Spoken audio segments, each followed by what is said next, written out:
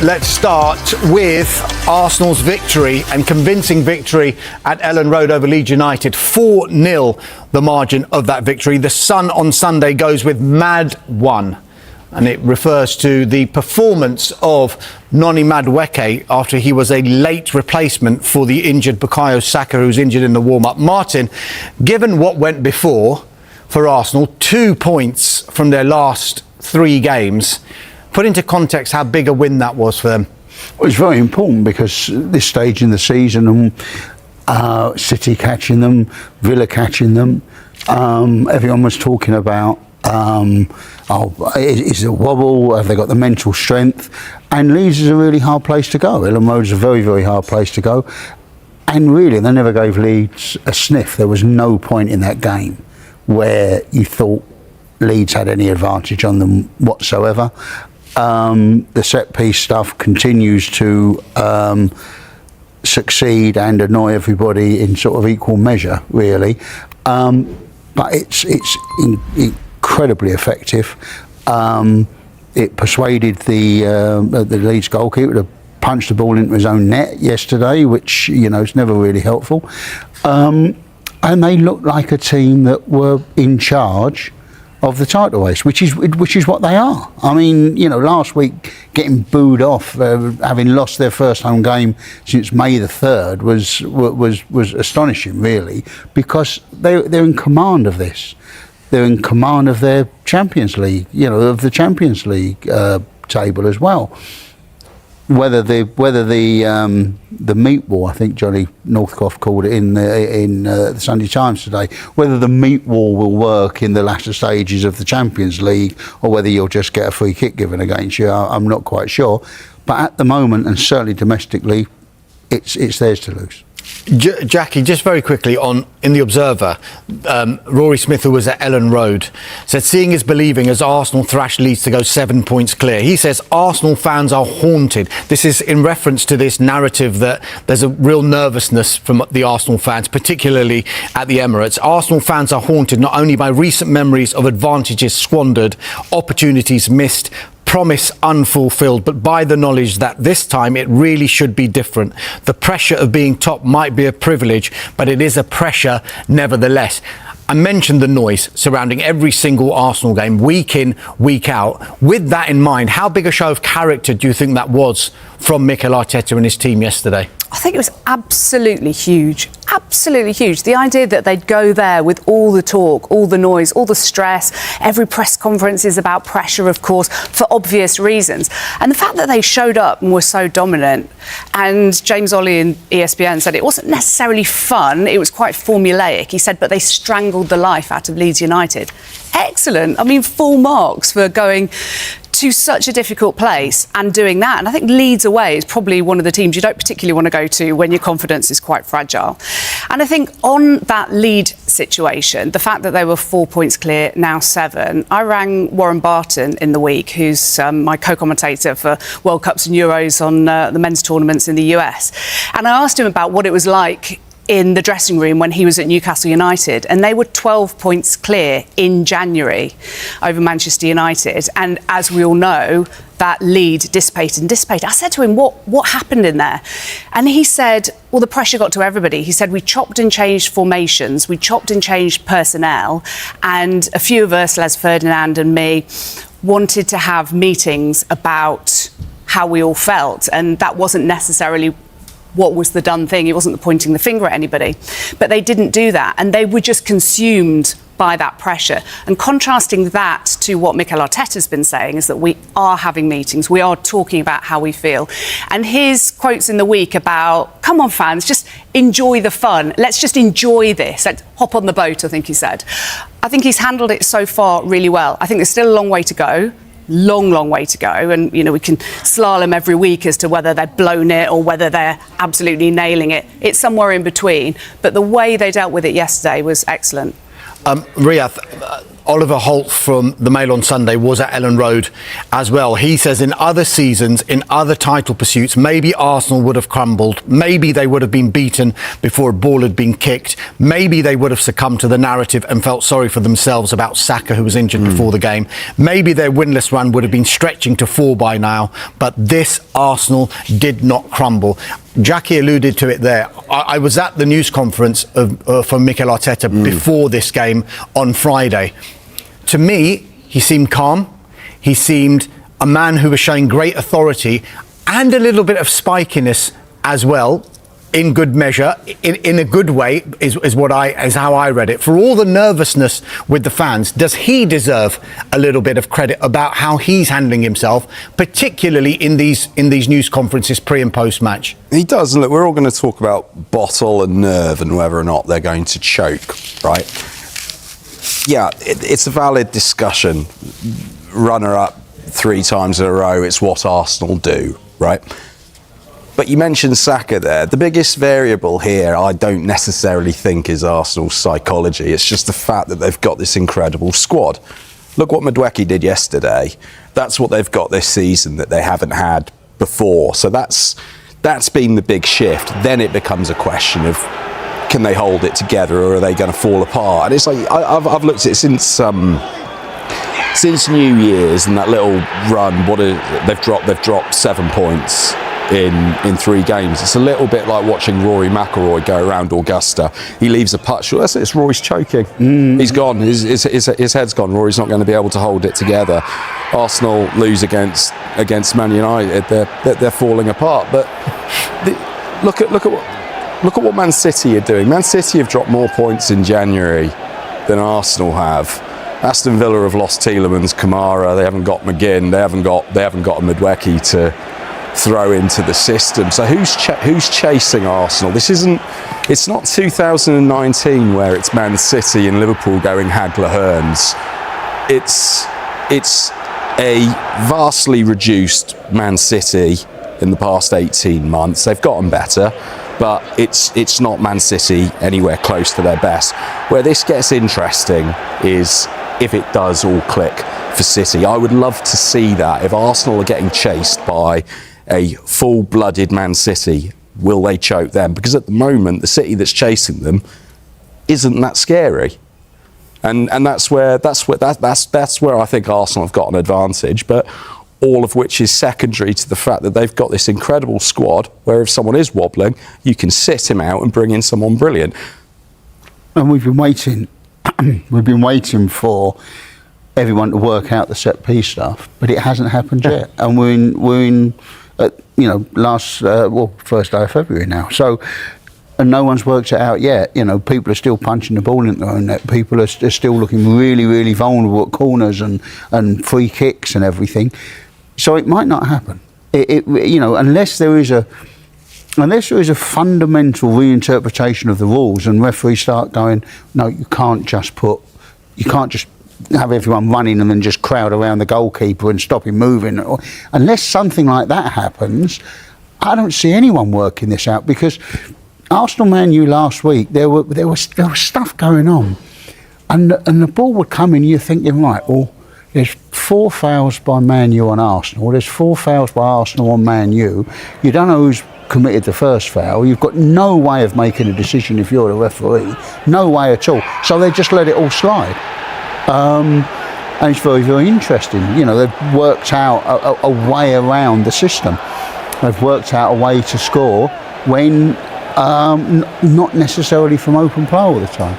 Just picking up on that, Martin, Jackie, in the Sunday Times, and Martin mentioned it before about this meat wall and when Arsenal have set pieces. But Jonathan Northcroft, who was at Ellen Road, says this: Mikel Arteta once held up 2 water bottles in a press conference. One represented set-piece goals, the other goals from open play. And his question to the reporters was, what's the difference? And here was a brilliant exposition of the Spaniards' approach to the game. First, his side thumped Leeds the ugly way, and then they put on their silk gloves and showed they can cuff you with elegance as well. Is too much being made of the set-piece routine, and are we ignoring that Arsenal are actually playing some good football around that as well? Johnny Northcroft should write for a living, shouldn't he? He's quite good at that. Yeah. Yeah, not bad at all. Yeah, look, I mean, you can talk about it all you like, and obviously there's the Anthony Gordon quotes last week about the Premier League and European football's better because it's less of the set piece kind of bullying or whatever. But Arsenal have done all right in the Champions League, haven't they, as well? But I think the thing with the set pieces, it's almost like an insurance policy. Yes, that's where they're getting so many of their goals from, but it's not like they can't play football. The concern would be if the set pieces dry up or something goes wrong, or Declan Rice were to pick up an injury, which, touch wood. Credit to him, by the way, for reaching 300 Premier League appearances, the 5th youngest to do so behind 4 other Englishmen, is absolutely astonishing. He tends to be available all the time. So the concern would be if he were to be injured and if they were to struggle from open play. But they're still in the top 7 or so of goals from open play. It's not as if they cannot score. So, I mean, who cares, really? If they win the league, that's what matters. And they're doing really well. I just think there's still a long way to go. And whilst they have 2 players for every position, and in theory everything's going well and they should still beat Manchester City to the title, of course, I just think psychologically this is the big thing. And the way they're talking, it's what they're trying to guard against. But, again, referring to what Warren Barton said, he said the difference with their team compared to this Arsenal, who he supports, is the fact that they only had Peter Beardsley in that squad 30 years ago, who had won a title before. David Batty joined in the January, but they didn't have that experience, whereas Arsenal have got about 5 players, I think, who've won league titles previously, and that's obviously going to help them. Riyadh, their set-piece team is what the cynics will say, but scoring every kind of goal is the hallmark of a Champions winning team, isn't it? Yeah, but even if they are a set-piece team, it's not a dirty word. It's really effective if it's a problem. But it's been made out to be, hasn't it? It has. But if it's some lesser skill, if it's some base element of football, go on then, geniuses, go and figure it out. Go and find a way to defend it. They haven't. They can't. Arsenal have mastered it. And all good teams have always been good at set pieces. They've been good at defending them. They've been good at scoring them. Arsenal do it better than everyone else, and they can play other football. No one's going to turn to me and say Declan Rice is a Route 1 footballer. No one's going to turn to me and say that Bukayo Saka's some kind of limited element. They've got fantastic footballers. They've got a team that's built on a brilliant back four and an excellent goalkeeper. They've got brilliant technical players. Odegaard's not a clogger. Odegaard's not kicking someone 5 foot up in the air with an early reducer. They play everything really, really well, and they score a load of set pieces. It's like, look, I don't find them as beautiful to watch as, say, the earlier versions of Klopp, the really, the real intensity. I don't put it in a bracket with Guardiola's best sides, which I would still say would be the Aguero versions more so than the Haaland ones. But it's a brilliant side. It's a complete side. It does everything. And again, more to the point, if someone drops out, if Calafiori's not fit, you've got Nketiah stepping in. They've got 2 players who can step into a system, and the level doesn't drop. I think it's a brilliant. It's a legacy argument, isn't it? It's a legacy argument. The Arsenal set-piece thing is a legacy argument that in 10 years' time, do we look back on this season and go, oh yeah, well that was the corner and throwing season when it all, when it got boiled down to set-piece football, and it doesn't compare, as you say rightly there, it doesn't compare to, say, the peak Manchester City where you're just watching it and going, this is incredible. It doesn't compare to that, but you've got to work out a way to defend against it.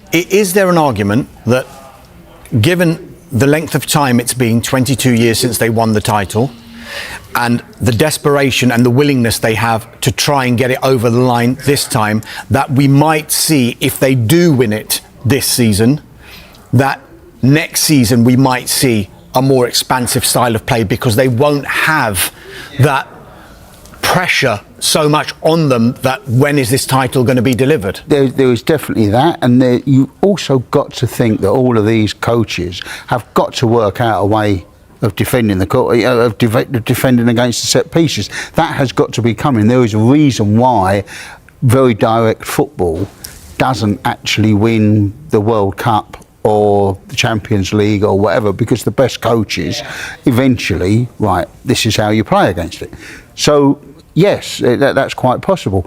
But if you're a fan of Arsenal, you're certainly not going to care, because, 1-0 to the Arsenal is still celebrated, even though everyone else watching George Graham's teams thought, they were a bit direct, they were a bit long for that, even for that era of English football. People thought, yeah, George, it's a bit long, and they've got that offside trap or whatever. It's not the most fascinating thing to watch. Arsenal fans don't care, they still sing about it. 4-0 win, only their third loss at home here in the Premier League this season, so how pleased are you with that? Well, very, very happy, obviously. A very impressive performance, a very impressive result, and in the context that we've done it, we knew about the difficulty of the game and the opponent that we're facing, with the recent form and the style of play that they have at the moment, the energy that stadium brings, and then the fact that after 3 results that didn't go our way in the league, we really wanted to show how much we wanted it, and I think we certainly done that today. This talks about Bukayo Saka had to come out of the warm-up. What was the issue you had there? So in the warm-up, he had a little niggle. He wasn't comfortable to start the game, so immediately we made a decision to make that change and bring Noni in. And he was ready, because you cannot do that in 2 minutes. The way he prepares, the way he's waiting for opportunity, I think he paid off today, because he really impacted him. Charlie, are you pleased for Noni though, because he's had to wait for it, be patient, and then to make an impact like that just shows the strength that you've got. And then of course you bring on Martinelli, and he sets up a goal as well. I mean, it's incredible what you can call on. Yes, but that's only possible if those players are with the right mindset. And we talked before the game, it's going to be a long game. We're going to have to navigate through different moments in the game, and we're going to need everybody fulfilling the role that it has on the day. And I think the players executed that incredibly well. Sam, Telegram? Okay, you mentioned the context of the 3 previous league games. Was that as much today about mentality and sort of answering some of those questions from the outside? No. Mentality is good, and the mentality, I mentioned it to you, to play with that level of enjoyment about where we are, and then with the conviction to believe in what we do, how good we are, and that we can beat any opponent. And we certainly done that, but then you have to show the quality as well in this league to do it, and it came out in great ways from different players as well. You started with Kai in midfield. What was the sort of the thinking behind that and Martin going to the bench? Sorry? You started with Kai today. Yeah. Bukayo, I understood. Sorry, because of the type of game that I expected as well, and how aggressive and direct they've been recently, and I believe that the game was going to allow us more spaces, and the temperature will come down in the second, third part of the game, and that's what we could have changed the game with different qualities in the team. Tom from Reach? Michael, just on Martin, who came off, he was involved in the 3rd goal, he set up the 4th goal. Considering there's been a lot of talk around him recently in his form, you must be delighted to see him respond in that way. So happy the way he reacted, but in general the team and obviously certain individuals is normal.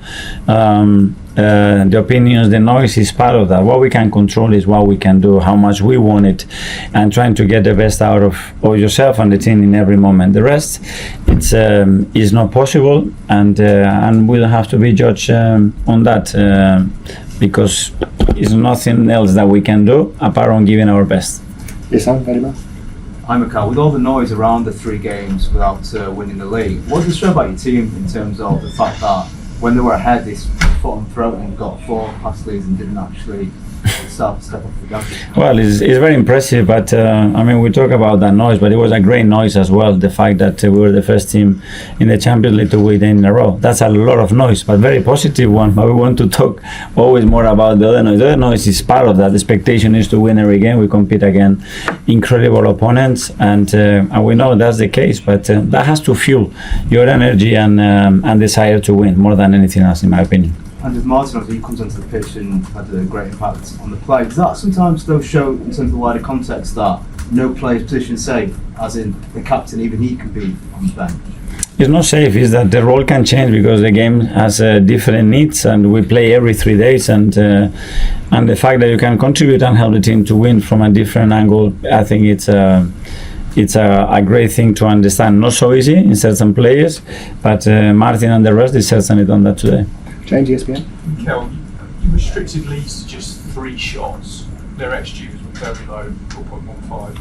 How important is it that the team gets back to that defensive resilience and that level of control? Yeah, well, it's something that we want. You always have an opponent in front of you that is going to test that, and you have to execute the actions and be very, very consistent if you don't want to concede nothing. And really impressive because it's a really tough team to restrict them to that. And between all of us, we've done it. Okay, the last couple first. Hi, Mikel. You had some nice words to say about Leeds after August. Yeah. You've had 2 very good results against them this season, but nevertheless, how difficult have it been to play against? Very difficult. Do you think they'll got enough to stay? I think so, and I think what they've done, I think, is very smart. I said it is really tough. They are really well organized. They have threat. They have quality.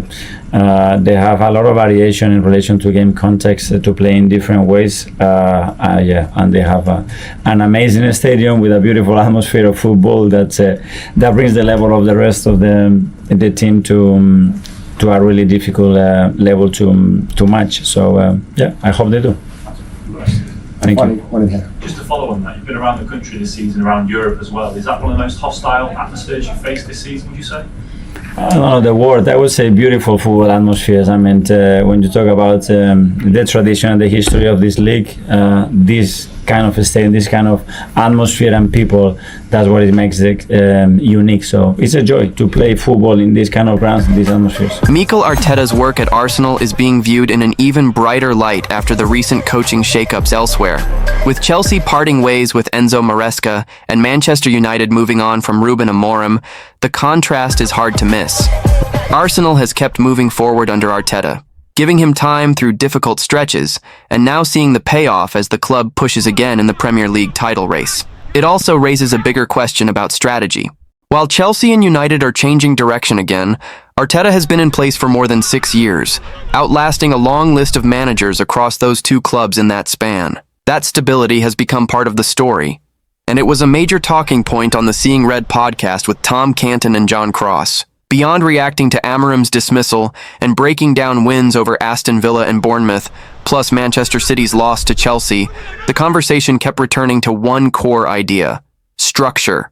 Not just who is the coach, but how much power that coach has, and whether the club is built to support a long-term project. Cross pointed to Arsenal as a rare example of patience turning into real strength.